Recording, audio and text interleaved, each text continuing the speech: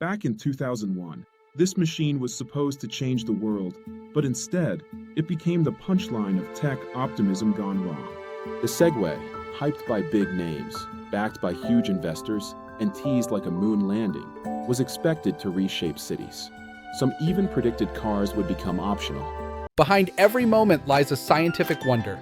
I'm Kale, and welcome to SciCurios, where curiosity meets science.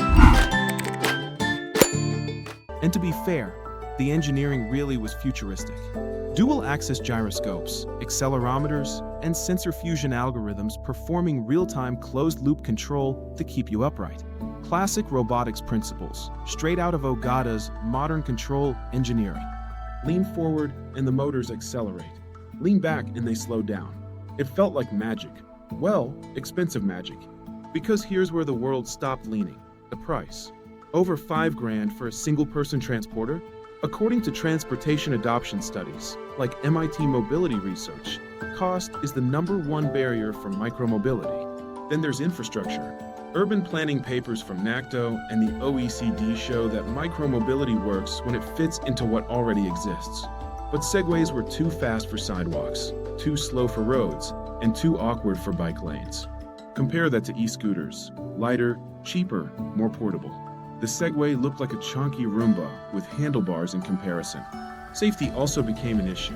Early incidents caught media attention, and CPSC injury data flagged stability risks when inexperienced riders pushed the limits. And of course, regulators love a good slow down button. But the biggest invisible barrier? Social stigma. Rogers' diffusion of innovations emphasizes compatibility and social acceptance. And, sorry, the Segway made riders look like mall cops on patrol. So instead of replacing walking, the Segway found niche homes, security teams, airport patrols, tourist groups. Useful, yes, but not world-changing. By 2020, production ended. A 19-year run. Not bad, but not the revolution its creators imagined.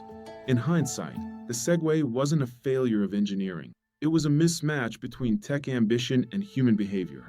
Designing machines is easy. Designing culture is hard. But the Segway did leave a legacy. Many balancing technologies in today's scooters, delivery robots, and even medical mobility devices trace back to its innovations. So what do you think? Was the Segway ahead of its time, or just misunderstood? Let me know in the comments. And buckle up, because next time, we're diving into another almost revolution.